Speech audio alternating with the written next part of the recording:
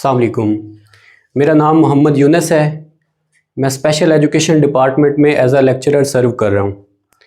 Pace GK academy के platform से आपको सॉल्व पास्ट पेपर्स और जो रिसेंट जितने भी पेपर्स होते हैं वो आपको प्रोवाइड किए जाते हैं। इसमें हम कुछ ऐसे क्वेश्चंस जो हैं कलेक्ट करते हैं जो कि रिसेंट में हुए होते हैं। जैसे आज एक हमारे पास पेपर हुआ है, जूनियर क्लर्क का पेपर था बोर्ड ऑफ रेवेन्यू डिपार्टमेंट में, ठीक है, और इसके अलावा कुछ और डिपार्टमेंट्स भी थे, उनमें ये पेपर हुआ है, तो उसको हम डिस्कस करेंगे। हमने कुछ क्वेश्चंस इसमें से निकाले हैं, उनको डिस्कस करते हैं। इसमें कुछ स्टेटमेंट्स का फ़र्क भी हो सकता है क्योंकि जैसे हमारा कलेक्शन मेथड ये है कि सोशल मीडिया प्लेटफॉर्म के थ्रू हमें बच्चे क्वेश्चन सेंड करते हैं और फिर हम उनको वेरीफाई करते हैं, ठीक है, और उसके बाद आपको प्रोवाइड करने की कोशिश करते हैं। तो इस सारे प्रोसेस में कहीं ना कहीं लाजमी तौर पे ये हो सकता है कि बच्चों की प्रोवाइड की गई स्टेटमेंट ठीक ना हो या हमसे कोई वेरिफिकेशन में कुछ प्रॉब्लम्स हो, तो आप लोगों ने इसको काउंटर चेक भी कर लेना है। मज़ीद ये है कि पहले हम इनको डिस्कस कर लेते हैं तो बाद में आप इनको काउंटर चेक कर सकते हैं। इसमें हमारे पास सबसे पहला क्वेश्चन जो है, इसमें एक इडियम पूछा गया है, टू कट डाउन ऑन। इसका क्या मतलब है? तो कट डाउन किसी चीज़ को कम करना होता है, तो इसका जो ऑप्शन हमारे हिसाब से ठीक बनेगा वो होगा टू रिड्यूस, कम करना किसी भी चीज़ को। नेक्स्ट सेकंड नंबर पे भी हमारे पास एक इडियम ही है, ठीक है, जिसमें ये लिखा है कि which idiom is use to represent importance of utilization of opportunity. आपके पास कोई भी मौका आया है, ठीक है, आप उसको कैसे यूटिलाइज करेंगे? तो इसको एक अगर हम इडियम की शक्ल में एक्सप्लेन करें तो वो ये होगा कि make hay while the sun shines. जैसे इसका अगर हम उर्दू में ट्रांसलेशन करें तो वो होगा बहती गंगा में हाथ धो लो। यानी आपके पास कोई भी अपॉर्चुनिटी आई है, आप उसको ग्रैब करें, ठीक है, उसका फ़ायदा उठाएं।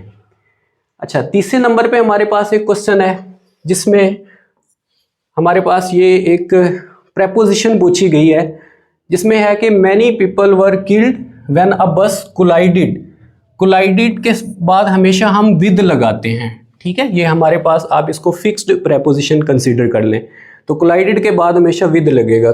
कोई एक चीज़ जब दूसरी चीज़ के साथ टकराए तो उसमें विद जो है वो प्रेपोजिशन के तौर पे यूज़ होता है। सेकेंडली हमारे पास क्वेश्चन नंबर 4 है, उर्दू का ये क्वेश्चन है।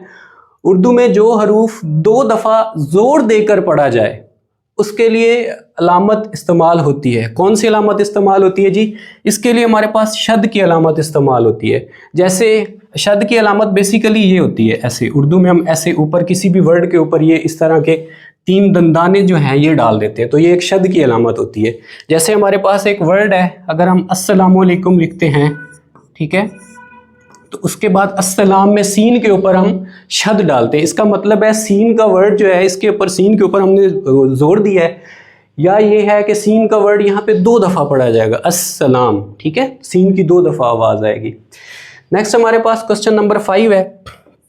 क्वेश्चन नंबर 5 में वो उसने एक एनालॉजी पूछी है जिसमें उसने कहा है कि अगर ग्लूटन इसको हम ईट के साथ कंसीडर करें तो गैरलस को हम क्या करेंगे, किसके साथ कंसीडर करेंगे? अब हमें देखना पड़ेगा कि ग्लूटन और ईट का आपस का क्या रिलेशन है। क्या ये दोनों जो हैं, ये ग्लूटन और ईट एक दूसरे के ऑपोजिट हैं, या हमारे पास ये सिमिलर वर्ड्स हैं, या ये किसी स्पेसिफिक रिलेशन को रिप्रेजेंट कर रहे हैं? देखें, जैसे अब ईट है, कोई भी शख्स जो ज़्यादा खाता है, ठीक है, उसको हम ग्लूटन बोलते हैं, यानी पेटू, ठीक है। तो इसी तरह कोई भी ऐसा शख्स जो बहुत ज़्यादा टॉक करता है, बोलता ही रहता है, एक्सेसिव टॉक करता है, ठीक है, बातूनी होता है उर्दू में अगर हम इसका लफ्ज़ इस्तेमाल करें, तो उसको हम बोलते हैं कि ये गैरुलस है, ठीक है। तो ये एनालॉजी में इसका जो राइट ऑप्शन बनेगा वो टॉक बनेगा गैरुलस के साथ।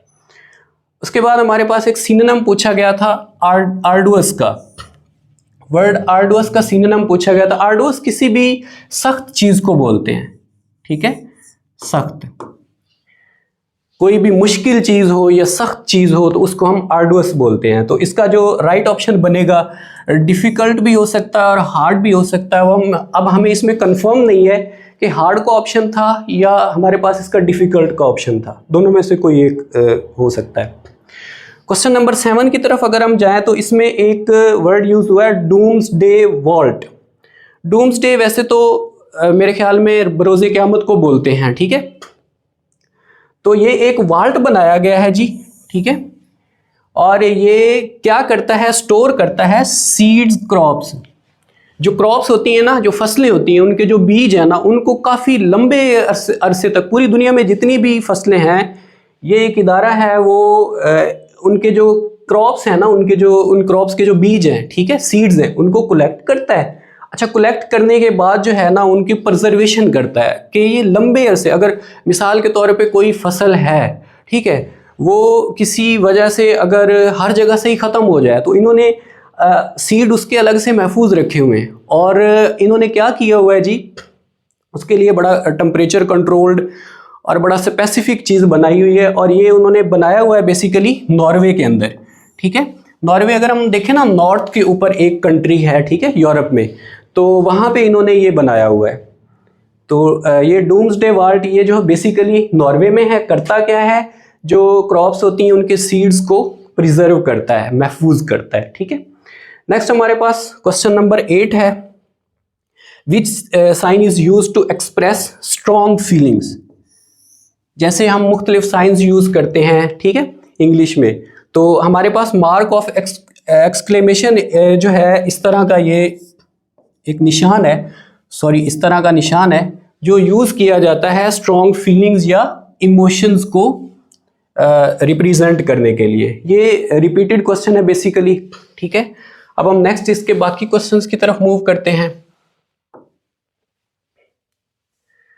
नेक्स्ट हमारे पास क्वेश्चन नंबर 9 है, इसमें हमारे पास आर्टिकल पूछा गया है। अगर हम इसमें देखें इसकी स्टेटमेंट को, दिस इज द लॉन्गेस्ट, अगर आप ये देखें ना इसमें लॉन्गेस्ट, तो ये हमारे पास सुपरलेटिव डिग्री बनती है। इस सुपरलेटिव डिग्री से पहले भी यहाँ पे क्वेश्चन में भी जो है आर्टिकल यूज हुआ है द, ठीक है, या आप इसको दी भी बोल सकते हैं, ठीक है। तो बट इजीएस्ट, अब अगर हम इजीएस्ट को देखें तो ये भी सुपरलेटिव डिग्री यूज की गई है, इजी की, ठीक है, इज, इजियर, इजीएस्ट होता है, ठीक है।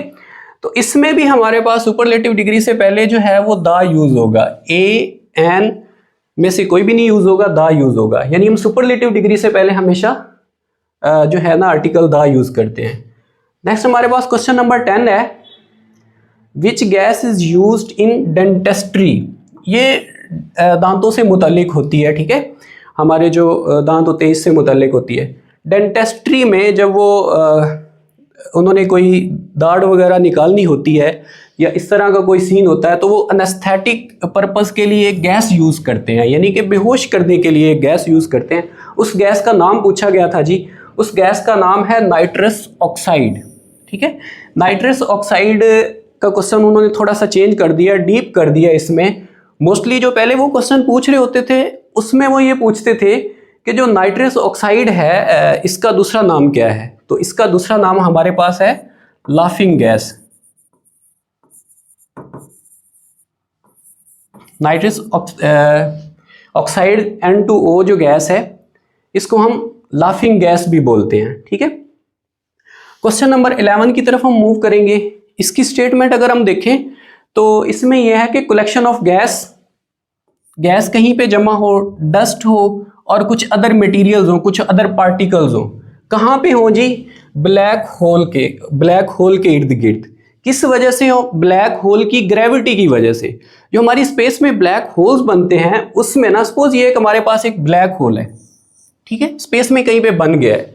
अब इस ब्लैक होल ने क्या करना है जी, इसकी ग्रेविटी है, जैसे जमीन की ग्रेविटी है, ग्रेविटी ऑफ अर्थ उसको हम बोलते हैं, तो इसी तरह ब्लैक होल की वहां पे एक ग्रेविटी डेवलप होगी। उस ग्रेविटी की वजह से क्या होंगे कि इस ब्लैक होल के इर्द गिर्द यहाँ पे भी जो भी मटेरियल होगा, चाहे वो गैस के मॉलिक्यूल्स हो, गैस के पार्टिकल्स हो, या कोई डस्ट हो, ठीक है, गर्दो गुबार वहाँ की हो, ठीक है, या कुछ और अदर मटेरियल्स हो, वो ऐसे इस ग्रेविटी इनको खींचेगी, ये जो डस्ट पार्टिकल्स होंगे या गैस के पार्टिकल्स या अदर मटेरियल के पार्टिकल्स, तो ये ऐसे इसको खींचेगी, ठीक है। जब ये इसको खींचेगी और इसके बाद पहले ये यहाँ पे एक डिस्क बनाएंगे, एक ऐसे गोल घेरा बनाएंगे, उसके बाद ये इस ब्लैक होल के अंदर ये सारी चीज़ें जो है ना ये गिर जाएगी। तो इस प्रोसेस को जो है ना हम क्या बोलते हैं, ठीक है, इस प्रोसेस को हम बोलते हैं एक्रीडिशन डिस्क। ये हमारे पास ये पूछा गया था कि जब ये कलेक्ट हो के ब्लैक होल के अंदर गिर जाते हैं ये पार्टिकल्स, ठीक है, गैस डस्ट के पार्टिकल्स, तो इस प्रोसेस को क्या बोलते हैं, ठीक है, तो इसको हम एक्रीशन डिस्क बोलते हैं, ठीक है। नेक्स्ट हम मूव करेंगे क्वेश्चन नंबर 12 की तरफ, जिसमें हमसे पूछा गया है एंटोनिम पूछा गया है। एंटोनिम आपको पता अपोजिट वर्ड्स होते हैं। जोकोस का एंटोनिम पूछा गया है। इसमें ये जो वर्ड जोकोस है ना, इसको आपने देख लेना है, इसके स्पेलिंग ये भी हो सकते हैं, ठीक है, JACOS भी हो सकते हैं और JOCOSE, तो ये करेक्ट जो स्पेलिंग्स है ना ये आपने देख लेने हैं। इसका उल्ट पूछा गया है। जो जैकोस है ये बोलते हैं हमारे पास कोई ऐसा शख्स जो मज़ाहिया हो, जैसे मज़ाक करता हो, प्लेफुल हो, ठीक है, तो उसका जो उल्ट होगा वो होगा डल, जो हमारे साथ मजाक नहीं करता, ये इन चीज़ों को पसंद नहीं करता, ठीक है। नेक्स्ट हम मूव करते हैं क्वेश्चन नंबर 13 की तरफ। तो ये कंप्यूटर का क्वेश्चन है। Which type of material is used in making, जो USB की चिप होती है ना, USB की चिप बनाने के लिए कौन सा मटेरियल यूज होता है? तो ये सेमीकंडक्टर यूज होते हैं इसमें। सिलिकॉन आपको पता है सेमीकंडक्टर है। सेमीकंडक्टर्स ऐसी चीज़ें होती हैं जिनमें से कुछ स्पेसिफिक हालात में इलेक्ट्रिसिटी पास हो जाए, ठीक है, और कुछ बाकी स्पेसिफिक हालात में इलेक्ट्रिसिटी पास ना हो, ठीक है, तो उनको सेमीकंडक्टर्स बोलते हैं। तो सिलिकॉन हमारे पास हमेशा बहुत ज़्यादा यूज़ होता है कंप्यूटर के अंदर जितनी भी चिप्स यूज़ होती हैं, ठीक है, उनके लिए। तो USB चिप भी जो है ना वो सिलिकॉन की बनी होती है, और सिलिकॉन बेसिकली क्या है, सेमीकंडक्टर्स है। असल में वहाँ पे मेरे ख्याल में बता रहे थे कि सेमीकंडक्टर का ऑप्शन दिया गया था, ठीक है। नेक्स्ट हम मूव करते हैं क्वेश्चन नंबर 14 की तरफ। ये सिंपल सी एक हमारे पास एब्रीवेशन पूछी गई है, कॉमनली ये कंपेटिटिव एग्जाम में पूछी जाती है, ठीक है। What is the abbreviation of DVD? DVD किस चीज़ का एब्रीवेशन है, ठीक है, तो ये डिजिटल वर्सेटाइल डिस्क का एब्रीवेशन है। तो ये यहाँ पे हमारे 14 क्वेश्चंस पूरे हुए। हम नेक्स्ट क्वेश्चन की तरफ मूव करते हैं।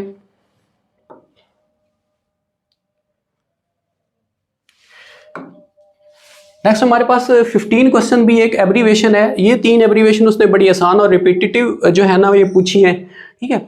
इसमें ICT का एब्रीवेशन बेसिकली पूछा गया है। I से इंफॉर्मेशन, C से कम्युनिकेशन और T से टेक्नोलॉजी, ठीक है। तो नेक्स्ट हमारे पास 16 भी एक एब्रीवेशन है। BCC की एब्रीवेशन पूछी गई है, ठीक है। B से ब्लाइंड बनेगा, C से कार्बन और C से कॉपी बनेगा, ठीक है। नेक्स्ट हम मूव करेंगे तो इसमें हम देखेंगे कि उसने कंप्यूटर का क्वेश्चन ही पूछा हुआ है। उसने पूछा है कि ये जो हम करते हैं इंसर्ट हम टैब में जाते हैं, वहाँ पे हम सेलेक्ट करते हैं पिक्चर, यानी जैसे हम इंसर्ट में गए वहाँ पे नीचे एक टैब बना होगा पिक्चर के नीचे अगर हम देखेंगे तो वो वहाँ पे अगर वो क्लिप आर्ट को सेलेक्ट करेगा तो क्या फंक्शन परफॉर्म हो जाएगा। तो बेसिकली वो कहता है कि अगर ये वाला फंक्शन परफॉर्म कर दे कि इंसर्ट के बाद पिक्चर में जाए, पिक्चर के बाद क्लिप आर्ट में, तो जो क्लिप आर्ट है ना किसी भी डॉक्यूमेंट में क्लिप आर्ट जिसमें हम काम कर रहे होते हैं, ठीक है, बेसिकली उसमें इंसर्ट हो जाएगा clip art. Clip art basically हमारे पास कुछ सेट ऑफ इलस्ट्रेशंस होती हैं, कुछ हमारे पास इमेजेस होती हैं, ठीक है, उनका एक प्री डिफाइंड सेट होता है जिनको हम यूज़ करते हैं डॉक्यूमेंट में अपना मुतल्लिका फंक्शन परफॉर्म करने के लिए या अपने डॉक्यूमेंट को मोर अट्रैक्टिव बनाने के लिए, ठीक है।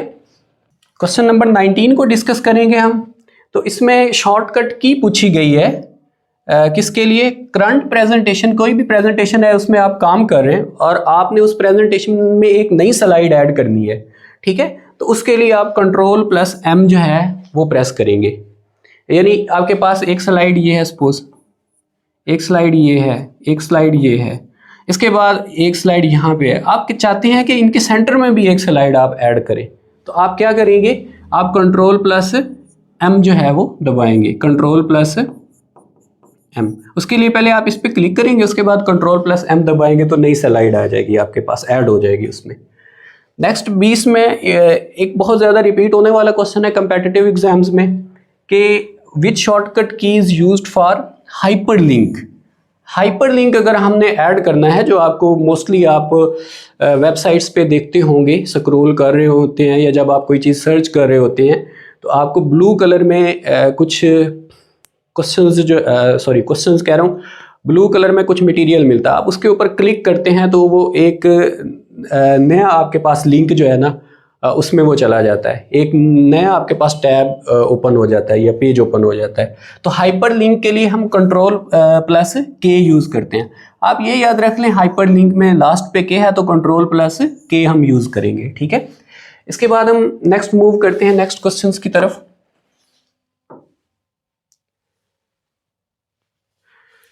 नेक्स्ट हम क्वेश्चन नंबर 21 को डिस्कस करेंगे कि ब्लॉकचेन टेक्नोलॉजी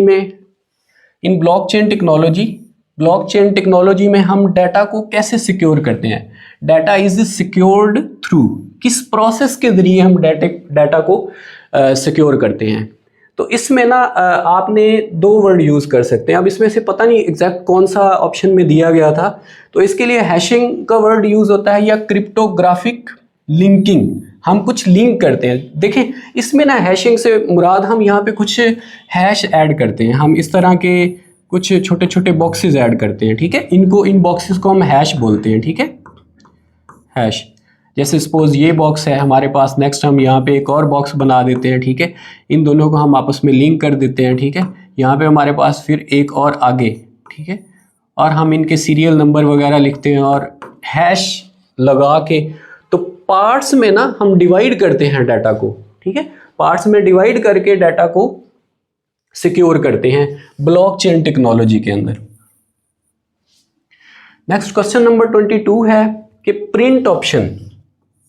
मोस्टली हम डॉक्यूमेंट को प्रिंट कर रहे होते हैं तो हमारे पास जो फाइल मेन्यू है ना, फाइल मेन्यू के अंदर ये प्रिंट ऑप्शन अवेलेबल होता है। जब हम फाइल मेन्यू में जाएंगे, ठीक है, वहां पे प्रिंट का ऑप्शन आएगा। नेक्स्ट क्वेश्चन नंबर 23 है। इसको अगर हम डिस्कस करें तो ये विच हॉरिजॉन्टल लाइन डिवाइड्स, तकसीम करती है किसको, अर्थ को, कितने हिस्सों में, 2 हिस्सों में, इनटू 2 हाल्व्स। हाफ की जमा जो है वो हाल्व्स होता है, ठीक है। तो ये हमारे पास जो इक्वेटर होता है ना, जो अर्थ को 2 हिस्सों में डिवाइड करता है। अब इसमें यहाँ पे जो ट्रिकी वर्ड यूज किया गया ना वो हॉरिजॉन्टल लाइन है। अगर हॉरिजॉन्टल लाइन है तो इसका मतलब है इक्वेटर है, यानी कि अगर हम यहाँ पे बनाएं इसको, ठीक है, तो ये जो इक्वेटर है ये यहाँ से यहाँ तक लाइन इमेजिनरी लाइन होती है, ठीक है। 0 डिग्री इसको हम लैटिट्यूड भी बोलते हैं, ठीक है। तो इक्वेटर जो है ये 2 हिस्सों में तकसीम करता है, ये हॉरिजॉन्टल लाइन की वजह से, ठीक है। अगर वर्टिकल लाइन वो कहेगा तो फिर हमारे पास वर्ड जो है ना वो चेंज हो जाएगा। नेक्स्ट क्वेश्चन नंबर हम 24 की तरफ मूव करते हैं, जिसमें लिखा है ड्यूरिंग विच पीरियड, किस पीरियड में ऑस्ट्रिया कंट्री है, आपको पता है, यूरोप के अंदर, ठीक है, रिमेन्ड अंडर जर्मन कंट्रोल, यानी किस दौरानिये के अंदर, किस पीरियड के अंदर ऑस्ट्रिया जो है वो जर्मन के कंट्रोल में रहा। तो ये 1938 टू 1945 का ईयर है, ठीक है। मोस्टली इसमें ये जो है हमारे पास वार चल रही थी, वर्ल्ड वार सेकेंड, ठीक है। क्वेश्चन नंबर 25 को अगर हम देखें तो इसमें है what is the name of the residence of president of Pakistan. तो पाकिस्तान का जो सदर है उसकी जो रेजिडेंस है, ठीक है, उसकी जो रहायशगाह है, ठीक है, उसका नाम क्या है, तो उसको हम ऐवाने सदर बोलते हैं, ठीक है। नेक्स्ट हम मूव करें तो क्वेश्चन नंबर हमारे पास 26 है। इसमें है which is the oldest mountain in 400 million year group. अच्छा, अब इसमें ना थोड़ा सा उसने चेंज किया, देखिए उसने 400 मिलियन ईयर ग्रुप दे दिए। अच्छा, इसमें ईयर ग्रुप वो चेंज भी कर सकता है, वो 500 टू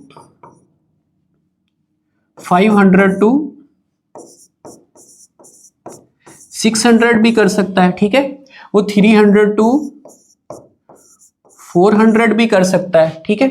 लेकिन इसमें जो उसने ब्रैकेट दी है वो 400 मिलियन ईयर की दी है, ठीक है। तो मोस्टली ये इसमें लाई करेगा 400 तक, ठीक है। तो इसमें जो ओल्डेस्ट माउंटेन है इसको हम बोलते हैं अपलाचियन माउंटेन्स, ठीक है, जो कि 400 मिलियन ईयर में ग्रुप में फॉलो कर रही है। नेक्स्ट बाकी क्वेश्चन देखते हैं हम इसके।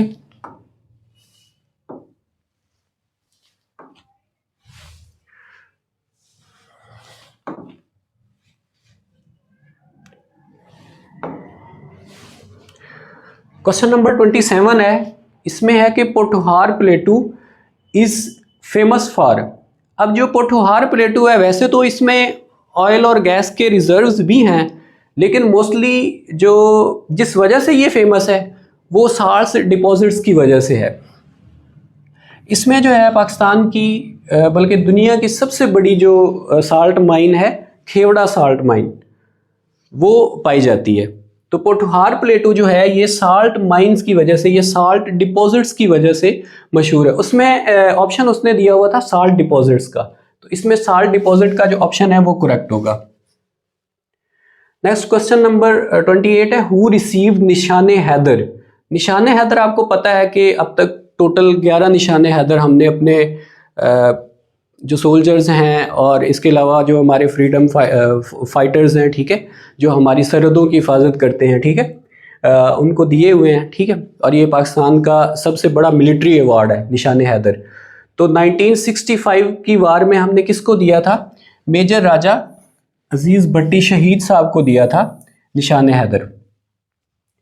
नेक्स्ट क्वेश्चन है, what is the current literacy rate of Pakistan. Literacy rate of Pakistan जो इसका एग्जैक्ट फिगर कहीं पे आ रहा है, वैसे तो ये एग्जैक्ट फिगर तो नहीं है, लेकिन ये राउंड ऑफ 60% के करीब है। ये थोड़ा सा मार्जिनल है कि ये 60.6 टू 60.7 का जो है ना ये ऑप्शन दे रहा है उसमें, ठीक है। अगर हम इसको थोड़ा सा एग्जैक्ट देखें तो इस रेंज में हमारा जो लिटरेसी रेट है वो इस वक्त है। इसमें जो मेल का लिटरेसी रेट है वो अलग होगा, फीमेल्स का अलग होगा, लेकिन उसके बाद ओवरऑल भी कलेक्ट किया जाता है, ठीक है। इसी तरह अर्बन में भी हम उसको सेग्रीगेट करते हैं, ठीक है, रूरल में कितना है उसमें भी सेग्रीगेट करते हैं, ठीक है, लेकिन ओवरऑल भी हम निकालते हैं, जो कि इस वक्त इसका राइट ऑप्शन 60% है, ठीक है। नेक्स्ट हमारे पास है, हज़रत अली रज़ी अल्लाह ताला अन्हो transferred capital from Medina to. Medina से हज़रत अली रज़ी अल्लाह ताला अन्हो ने जो कैपिटल सिटी है मुस्लिम स्टेट का, वो कूफा चेंज किया था, क्योंकि उस वक्त काफ़ी ज़्यादा कंट्रोवर्सीज थी, ठीक है, और एक बदअमनी की सूरत हाल थी। तो हज़रत अली रज़ी अल्लाह ताला अन्हो ने बेहतर समझा कि ये जो पावर कैपिटल है ना, तो इसको पावर सेंटर है, इसको हम शिफ्ट करें ताकि यहाँ पे हालात जो हैं वो नॉर्मल हो और वहाँ पे हम जो है ना काम अच्छे से कर सके। लेकिन वो कंट्रोवर्सीज हैं, वो काफ़ी ज़्यादा डिटेल में चली जाएगी बात, हम यहाँ पे बाकी क्वेश्चंस डिस्कस करते हैं। क्वेश्चन नंबर 31 है, विच ऑब्लिगेटरी वर्शिप। अच्छा, वो कौन सी वर्शिप है, कौन सी ज़रूरी इबादत है, जैसे नमाज, रोज़ा, हज, ज़कात में से और कलमा तैयबा, कि जिसमें हम रिच लोग, दी रिच, जो रिच बंदे हैं, जो अमीर लोग हैं, वो डोनेशंस देते हैं, ठीक है, अतियात वगैरह देते हैं पुअर को, ठीक है, माली हेल्प करते हैं, और वो ऑब्लिगेटरी वर्शिप है हमारे पास। तो ज़कात में ये होता है कि अमीरों से लेके गरीबों में उनको तकसीम किया जाता है उसको। क्वेश्चन नंबर 32 है, who conquered the Spain. Spain को 711 ईस्वी में किसने कनकर किया था? तो ये एक रिपीटेड क्वेश्चन है, ठीक है, और ज़बान ज़द-ए-आम बात है कि तारिक बिन ज़ियाद जो है उन्होंने स्पेन को फ़तह किया था, और वो कश्तियाँ जलाने का वाक़या और वो सारी चीज़ें, ठीक है, जिसमें उन्होंने कश्तियाँ जला दी थी ताकि हमारे जो फाइटर्स हैं ये इनको लगे कि पीछे हटने का कोई अब रास्ता नहीं है, और वो बहादुरी से लड़े, और फिर ऐसे ही उन्होंने किया और स्पेन को फ़तह किया। ये उस वक्त की बात है जब मुसलमानों में जज्बा ईमानी भी था और अरूज था, हर मामले में लीड कर रहे थे दुनिया को। चलिए जी, नेक्स्ट हम क्वेश्चन डिस्कस करते हैं। क्वेश्चन नंबर 33 है हमारे पास। अच्छा, ये एक नया क्वेश्चन है, उन्होंने पूछा है कि एंशियंट मॉन्यूमेंट, ठीक है, कोई बहुत पुरानी यादगार है जी, एंशियंट कदीम को बोलते, ठीक है, ज़िगुरत, ठीक है, इसमें ये वाले हमारे पास होंगे स्पेलिंग्स, यहाँ पे ए आएगा, ठीक है, जिगरत ऑफ उर। अब इसका एग्जैक्ट प्रोनाउंसिएशन ऑलमोस्ट यही बनेगा, बाकी इसमें थोड़ी सी वेरिएशन भी हो सकती है। तो एंशियंट कदीम मॉन्यूमेंट की कौन सी? जिगरत, ठीक है, ऑफ उर, जिगरत ऑफ उर। ये कहाँ पे है? तो उर जो है ना, बेसिकली ये उर इराक का पुराना नाम भी है, ठीक है, इराक का पुराना नाम, ठीक है, उर। तो ये इराक में वाक़या है। ये एंशियंट मॉन्यूमेंट है, ये स्टोन टाइप बनी हुई है, इसकी आप नेट पे जाके तस्वीर भी देख सकते हैं, उससे आपको याद भी रखने में आसानी होगी कि उसमें स्टेयर्स भी बनी हुई हैं, जैसे सीढ़ियाँ होती हैं ना, ठीक है, उस तरह। तो आप एक दफ़ा उसको देख लेंगे वहाँ पे, तो आपको जो है ना ये याद रखने में आसानी होगी। क्वेश्चन नंबर 34 की तरफ मूव करें, तो इसमें वो कहता है कि विच रिवर डिड नॉट या डज नॉट, ठीक है, डज नॉट भी हो सकता है, does not flow through Punjab. Punjab में से कौन सा रिवर जो है ना वो पास नहीं होता। अब इसमें एग्जैक्ट हमें ऑप्शंस नहीं मिले किसी सोर्स से कि कौन कौन से ऑप्शंस थे। तो इसको याद रखने के लिए एक सिंपल सी चीज़ है कि ये जो इंडस, झेलम और चनाब है, ठीक है, IGC, आई से इंडस, जे से झेलम, सी से चनाब, ये भी पंजाब से पास होता है, ठीक है, और रावी भी होता है, ब्यास भी होता है, और सतलुज भी है ना, किसी हद तक पहले बहता रहा है, ठीक है, लेकिन आप ये समझे कि वो भी यहाँ का पंजाब का ही दरिया है। तो अगर इन 6 ऑप्शंस में से कोई और ऑप्शन दिया गया है तो वो पंजाब में नहीं है, ठीक है। तो इन 6 ऑप्शंस में से लाजमी तौर पे कोई ना कोई क्वेश्चन ऑप्शन दिया गया होगा, तो वो उसमें नहीं होगा, पंजाब में नहीं होगा। बेसिकली पंजाब के तो ये वाले 5 दरिया है ना, IJC, ठीक है, JCRBS, ठीक है, झेलम, चनाब, रावी, ब्यास, सतलुज। लेकिन इंडस बेसिकली पंजाब का दरिया नहीं है, लेकिन पंजाब में से पास ज़रूर होता है, ठीक है, मोस्टली तो ये सिंध को जो है सराब करता है। तो इसमें ये जो IJC है, ये 1960 में जब इंडस वाटर ट्रीटी हुआ था, तो इंडस, झेलम, चनाब पाकिस्तान के हिस्से में आए थे और रावी, ब्यास और सतलुज इंडिया के हिस्से में आए थे। तो इस तरह मैंने इनको इस वजह से सेपरेट लिखा है। बाकी नेक्स्ट हम क्वेश्चन नंबर 35 की तरफ अगर मूव करें, तो इसमें है which is the major river of for irrigation purpose. Irrigation purpose के लिए मेजर रिवर कौन सा है, किस में? सिंध में। तो ये भी डिस्कस किया हमने। तो जो इंडस रिवर है ना, दरिया सिंध, जिसको हम सिंधु दरिया भी बोलते हैं, ठीक है, और इसके अलावा इसके और भी नाम है, और ये पाकिस्तान का सबसे बड़ा दरिया है और 3180 किलोमीटर इसकी लेंथ भी है, ठीक है। तो ये इरिगेशन पर्पस के लिए, जो सिंध में इरिगेशन पर्पस के लिए सबसे जो मेजर रिवर है वो इंडस रिवर है, ठीक है। नेक्स्ट भी हम अगर मूव करें तो मेजर इन्वायरमेंटल इशू पूछा गया है, लेकिन इन्वायरमेंटल इशू पूछा गया है, ठीक है, सबसे बड़ा किसका? कराची का, ठीक है। कराची का सबसे बड़ा जो इन्वायरमेंटल इशू है, ये बेसिकली एयर पोल्यूशन है और वाटर पोल्यूशन है। इसमें और भी कुछ चीज़ें हैं कि उसकी जो अर्बनाइजेशन है कराची की, वो प्लांट नहीं है, कच्ची बस्तियां भी उसके मसाइल हैं, लॉ एंड ऑर्डर भी काफ़ी हद तक रहे हैं, अब भी कुछ हद तक हैं, लेकिन अब तो काफ़ी ज़्यादा कंट्रोल है लॉ एंड ऑर्डर के हवाले से। लेकिन उसने इन्वायरमेंटल इशू पूछा है, तो वो बेसिकली एयर और वाटर पोल्यूशन हम डिस्कस करेंगे, ठीक है। नेक्स्ट क्वेश्चन नंबर 37 है, which organization did not afforded membership to Pakistan, ठीक है। पाकिस्तान को किस ऑर्गेनाइजेशन ने मेंबरशिप जो है वो नहीं ऑफर की थी। तो इसमें जो बाकी ऑप्शंस बताए जा रहे थे, उनमें ये था कि SCO बताया हुआ था, लेकिन SCO को तो पाकिस्तान मेंबर रहा है, तो जाहिर है ऑफ़र हुई होगी, या ना भी हो तो जाहिर है उसका मेंबर है, तो हम ये वाला ऑप्शन तो नहीं लगा सकते, ठीक है। इसके अलावा जो हमारे पास बाकी मेजर रीजनल ऑर्गेनाइजेशंस हैं वो भी इसमें थी, ठीक है। तो G20 का पाकिस्तान मेंबर भी नहीं है और इन्होंने पाकिस्तान को मेंबरशिप ऑफ़र भी नहीं की। ये जो है ना 20 कंट्रीज़ का एक ग्रुप है। नेक्स्ट क्वेश्चन नंबर 38 में कैपिटल ऑफ मोनाको का बेसिकली कैपिटल पूछा गया था। तो मोनाको का कैपिटल बेसिकली मोनाको ही है। बेसिकली मोनाको एक सिटी स्टेट आप कह लें इसको, ठीक है, एक ही सिटी है और वही स्टेट भी है, ठीक है। नेक्स्ट हम मूव करेंगे बाकी क्वेश्चंस को डिस्कस करने के लिए।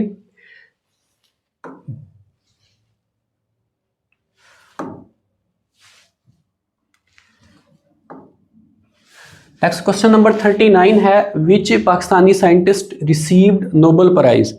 अच्छा, पाकिस्तान में दो लोगों को नोबेल प्राइज दिया गया, आपको पता है, मलाला यूसुफजई को और डॉक्टर अब्दुल सलाम साहब को। तो यहाँ पे उन्होंने साइंटिस्ट का वर्ड यूज़ किया है, ठीक है। मलाला यूसुफजई साहिबा को तो जो मिला था वो नोबेल का पीस प्राइज़ मिला था, लेकिन जो साइंटिस्ट जिनको मिला था वो डॉक्टर अब्दुल सलाम साहब हैं, ठीक है। ये भी रिपीटेड क्वेश्चन है, बहुत ज़्यादा दफ़ा रिपीट होता है पास्ट पेपर्स में। आपको पता है 1979 में ये मिला था इनको नोबेल प्राइज़, ठीक है। नेक्स्ट हम क्वेश्चन नंबर 40 की तरफ अगर मूव करें तो इसमें वो कहता है कि 1970 के इलेक्शन में कितनी सीटें जो है ना, अच्छा 1970 का इलेक्शन किसने जीता था, ठीक है।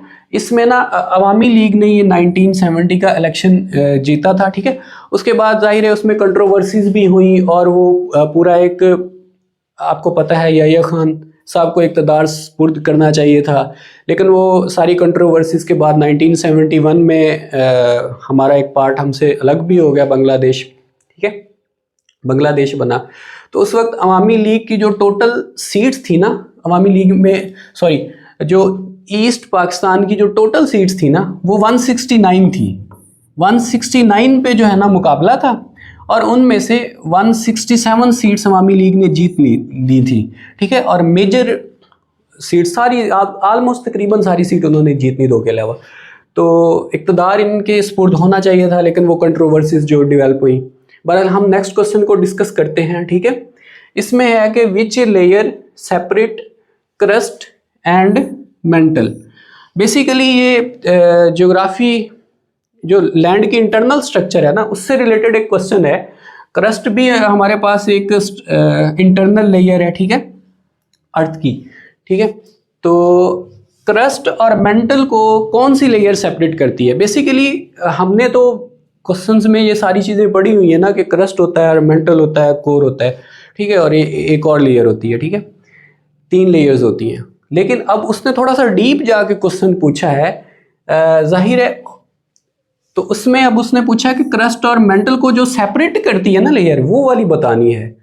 तो इसमें जो ऑप्शन था मोरोहोविसिक, इस तरह की इसकी प्रोनाउंसिएशन बनेगी, ठीक है, डिसकॉन्टिन्यूटी, उसको हम मोहो लेयर भी बोलते हैं, ठीक है, मोहो, यहाँ से उसने ये वाला वर्ड डिराइव करके आसानी के लिए जो है ना ये कर दिया, मोहो लेयर भी बोलते हैं। तो ये क्रस्ट और मेंटल के दरमियान एक लेयर बनेगी, ठीक है, उसको हम मोहो लेयर बोलेंगे। और बाकी इसकी ये थोड़ी सी डिफ़िकल्ट प्रोनाउंसिएशन है, ये आप देख लीजिएगा। बाकी क्वेश्चन नंबर 42 है, इंडियन इंडिपेंडेंस एक्ट जो है ना वो कब पास हुआ था? तो इसमें ये 18 का ऑप्शन नहीं था, इसमें उसने ऑप्शन दिया था जुलाई 1946 का भी ऑप्शन दिया था, ठीक है, और बाकी और भी थे। तो जुलाई 1947 का ऑप्शन भी दिया था। एग्जैक्ट डेट इसमें उसने नहीं पूछी हुई थी, ठीक है। तो हम एग्जैक्ट डेट याद रखेंगे कि इंडियन इंडिपेंडेंस एक्ट जो कि ब्रिटेन पार्लियामेंट ने पेश किया था, यूके की पार्लियामेंट ने पेश किया था, ठीक है, वो 18 जुलाई 1947 को पेश किया था। अच्छा, नेक्स्ट क्वेश्चन थोड़ा सा कंट्रोवर्शियल है। इसमें उसने पूछा है what is the approximate area of Pakistan. Pakistan का जो अप्रोक्सीमेट एरिया है, ठीक है, तकरीबन कितना एरिया है। अब उसमें जो ऑप्शन दिया गया था ना, एक ये ऑप्शन दिया गया था। अच्छा, हमने 2 एरियाज पढ़े हैं, 7,96,096 मुरब्बा किलोमीटर हमने एक पढ़ा है। दूसरा जो एग्जैक्ट फिगर इस वक्त हम याद करते हैं वो 881913 8,81,913 किलोमीटर है। अच्छा, अब उसने अप्रोक्सीमेट एरिया में इसमें किया क्या है, जिस सोर्स से हमें पता चला है कि उन्होंने ये वाला ऑप्शन भी रखा है और ये वाला ऑप्शन भी रखा है। ये वाला एरिया तब है जब हम जीबी का और आज़ाद जम्मू और कश्मीर का अगर एरिया कंसीडर ना करें तो ये पहले वाला था, ठीक है। अब इंडिया ने चूँकि 2019 में कश्मीर का स्टेटस चेंज किया, ठीक है, उसने छेड़छाड़ की अपने उसके साथ, एरिया के साथ। तो हमने कहा जी फिर हम आज़ाद जम्मू एंड कश्मीर को अपनी तरफ काउंट कर लेते हैं, GB को हम अपनी तरफ काउंट कर लेते हैं, तो वो एरिया हमने कंसिडर किया, हमने ऑफिशियल भी उसको कर दिया कि अब हमारा एरिया 881913 किलोमीटर है, ठीक है, किलोमीटर स्क्वायर है। तो अब कहने का मकसद ये है कि एग्जैक्ट तो हमारे पास ये ऑप्शन है, लेकिन अब उसने अप्रोक्सीमेट एरिया बता दिया और ऑप्शन में उसने ये भी दे दिया है और ये भी दे दिया है, ठीक है। तो अब ये थोड़ा सा कंट्रोवर्शियल बन जाएगा, ठीक है, लेकिन अगर आप देखें तो ये 88.1 से थोड़ा सा ज़्यादा हो गया है, ठीक है। तो हम क्या करेंगे, इसको कंसीडर करेंगे, ठीक है। और कमीशन भी होपफुली हम यही उम्मीद करते हैं कि इसको कंसीडर करेगा, या तो उसको फिर एग्जैक्ट फिगर देना चाहिए था, ठीक है। बाकी इस पे कोई और डिस्प्यूट भी, किसी और बंदे की कोई और राय भी हो सकती है इन दोनों के हवाले से, ठीक है। और ये क्वेश्चन हो सकता है जिस सोर्स से हमारे पास पहुंचा हो ऑथेंटिक ना हो, उन्होंने ये वाला एरिया दिया हो और बच्चे को याद ना हो, ठीक है, तो ये भी पॉसिबिलिटी है। तो ये कंट्रोवर्शियल क्वेश्चन है। क्वेश्चन नंबर 44, इसमें वो कहता है कि dash lies in south of Pakistan, Pakistan के साउथ में क्या जो है ना, क्या चीज़ है, ठीक है। जैसे डायरेक्शंस में हम देखें तो इसमें हम देखें तो पाकिस्तान के साउथ में अरेबियन सी है। PSG के एकेडमी के प्लेटफॉर्म से आपको काफ़ी ज़्यादा चीज़ें करवाई गई हैं, उसमें आपको डायरेक्शन निकालना एक नई चीज़ थी, ठीक है, पहले शायद ये चीज़ें नहीं थी।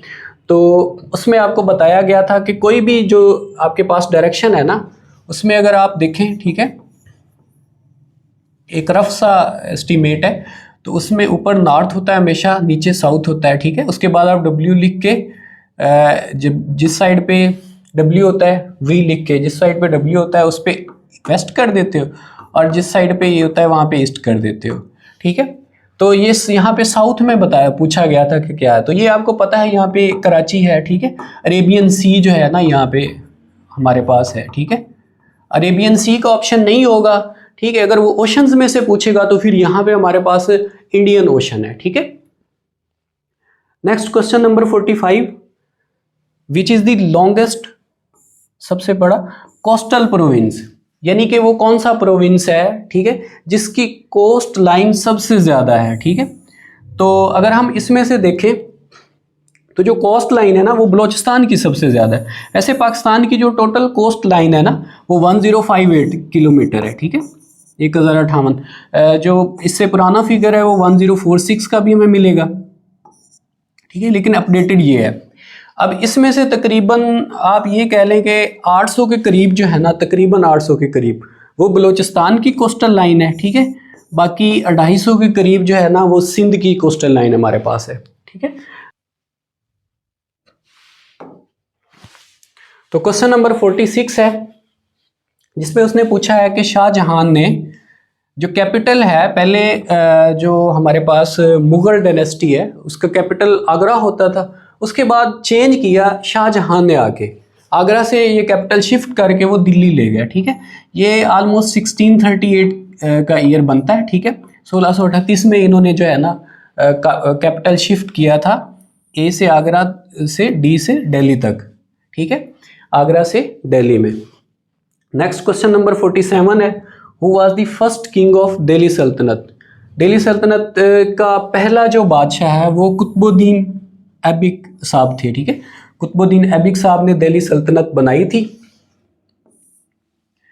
तो दिल्ली सल्तनत के पहले बादशाह कुतुबुद्दीन ऐबिक साहब थे। क्वेश्चन नंबर 48 को अगर हम देखें तो उन्होंने इसमें पूछा है कि विच इज़ द स्मॉलेस्ट कॉन्टिनेंट। अब एरिया के हिसाब से आई थिंक उन्होंने पूछा है, ठीक है।